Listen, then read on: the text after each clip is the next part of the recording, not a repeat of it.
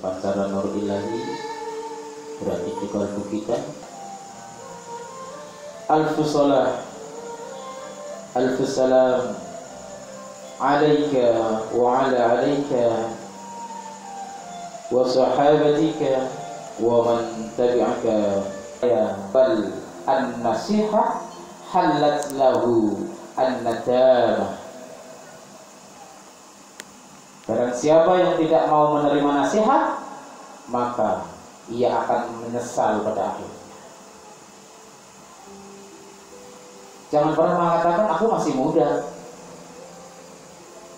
Berapa ratus orang yang tewas terbunuh sekarang ini?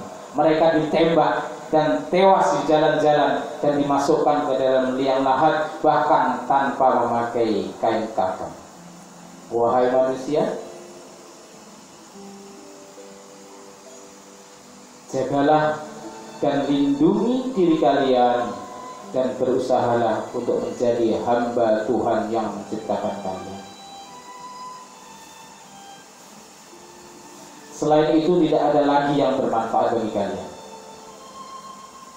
Jika mau kalian dapat menumpuk kekayaan seperti Qarun, timbunlah sebanyak-banyaknya, tetapi ia tidak akan bermanfaat bagi kalian dan tidak akan pernah bermanfaat.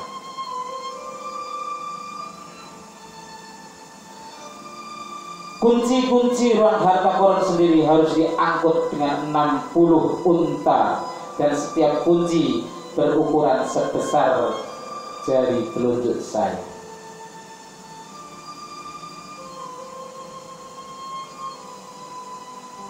Ia mempunyai harta yang sangat banyak, tetapi apa yang terjadi? Apa manfaat yang didapatkan? Apakah hartanya dapat menyelamatkannya?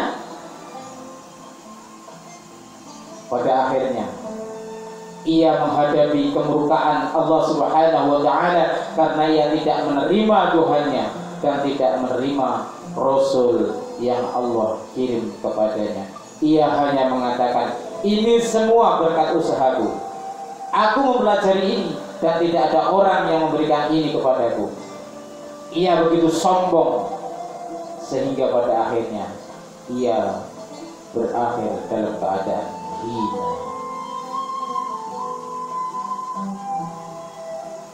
Wahai orang-orang yang bodoh, apakah kalian menyukai hal ini? Begitulah akhir dari orang-orang yang senang mengumpulkan dari dunia ini. Kalian tidak mengejar Allah Azza wa Jalla, kalian mengejar dunia seperti halnya seekor serigala yang mengejar kelinci. Kalian harus mengejar sesuatu yang punya nilai sejati. Wahai muslim, wahai manusia, jangan berpikir bahwa kalian muncul ke dunia ini dengan kemauan kalian sendiri, atau bahwa ayah dan ibu kalian membawa kalian ke dunia ini. Jangan berbicara omong kosong semacam ini. Ketahuilah batas-batas kalian, atau mereka akan membuat kalian mengetahui. Nabi SAW, talabul ilmi fardhatun ala kulli muslimin wa muslimatin, bahwa mencari ilmu itu adalah kewajiban bagi setiap muslim laki-laki dan perempuan.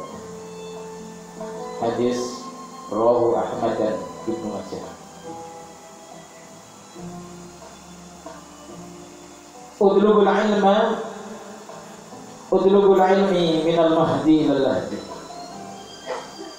Carilah ilmu sejak dari buayan hingga ke liang lahat. Carilah ilmu, jangan buang-buang waktu. Katakanlah, wahai umat manusia, jagalah perintah Dia yang telah menciptakan kalian dan menciptakan langit dan bumi. Tidak ada batas bagi kekuatannya. Dia ada Allah Azza wa Jalla yang telah menciptakan manusia dari dua tetes cairan.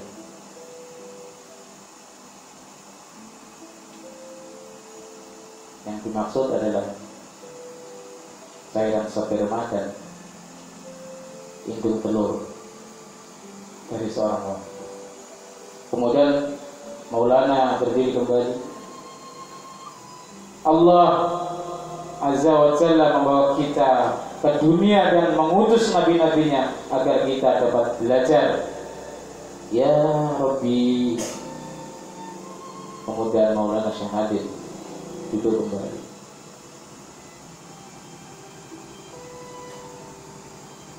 Apakah Allah Azza wa Jalla, Tuhan langit dan bumi, menciptakan manusia dan tidak mengabarkan kepada kita mengenai maksud dan tujuan penciptaan kita? Katakanlah, ketika Allah Azza wa Jalla membawa atom kita dari tulang sulbi Sayyidina Adam alaihi salam dan bertanya, bukankah aku Tuhan yang telah menciptakanmu? Kita semua menjawab, qalu bala, benar, engkau adalah Tuhan kami. Ini artinya sejak masa qalu bala atau hari perjanjian kita menjawab, wahai Tuhan kami, engkau adalah yang menciptakan kami. Lalu mengapa kalian tidak memenuhi janji kalian di dunia ini? Hal itu seolah-olah orang-orang berpikir bahwa mereka diciptakan hanya untuk mengumpulkan sampah dari bangkai di dunia ini, dan mereka mengejar hal itu selama 24 jam sehari. Betapa bodoh.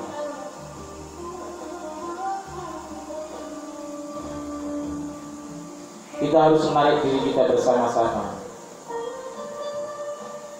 Sekarang di dunia ini, besok kalian mungkin akan berakhir di dalam kubur dan kalian akan ditanya. Dan yang memberi kalian kehidupan dapat mengambilnya kembali kapanpun, dan Dia Azza wa Jalla kehendaki. Dan jasad kalian akan dikuburkan di dalam tanah. Mereka menyebutnya alam barzah. Dalam kehidupan ini kalian berbicara dan berbuat suka kalian, tetapi ketika kalian masuk ke alam barzah, kalian tidak bisa melakukannya lagi. Nabi kita Shallallahu Alaihi Wasallam mengatakan, ketika mereka menguburkan kalian, neraka akan menyerang kalian dari keempat penjuru. Ketika ia menyerang dari sisi kanan, maka sholat harian kalian akan melindungi kalian, sehingga api itu tidak mengenai kalian. Ketika ia menyerang dari sisi kiri, puasa kalian akan membentengi kalian. Ketika ia menyerang dari sisi kanan, haji kalian akan menghadang. Dan ketika ia menyerang dari kepala kalian, sedekah dan amal baik akan melindungi kubur kalian. Kemudian cahaya iman akan tersinar di atas kalian seperti matahari yang bersinar.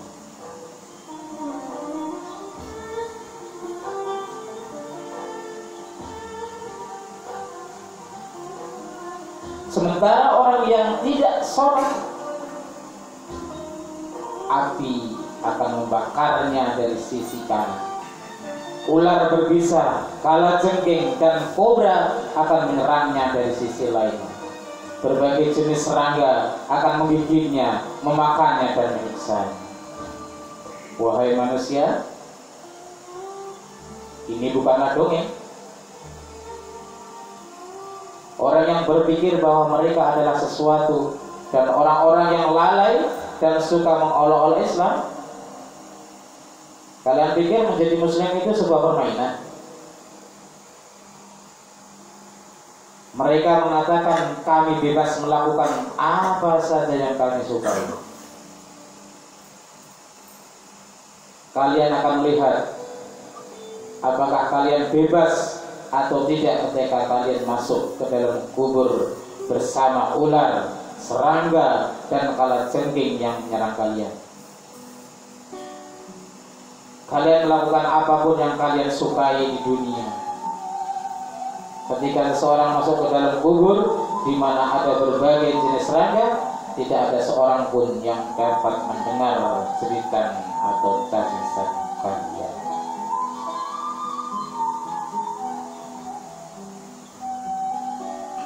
Kami tidak menceritakan sebuah dongeng, jadi janganlah kalian menjadikannya ini sebagai bahan tertawa. Karena ini adalah hal yang serius. Hal ini adalah untuk mengabarkan kepada orang-orang bahwa hari kiamat sudah dekat. Allah Subhanahu wa taala mengirimkan berbagai kejadian. Tidak ada lagi orang yang hidup di dunia dalam kedamaian. Mereka semua berada dalam ketakutan. Allah Subhanahu wa taala mengawasi apakah hamba-hambanya menjaga perintahnya untuk menjauhi hal-hal yang terlarang. Kemurkaan ilahiyah sedang dekat. Siksa yang tidak terduga akan menimpa manusia. Allah Subhanahu wa taala dapat membuat gunung berapi meletus pada waktu yang tidak terduga, atau mengirim gempa bumi atau tsunami dan tornado yang dapat menyapu kota dan melemparkannya ke laut.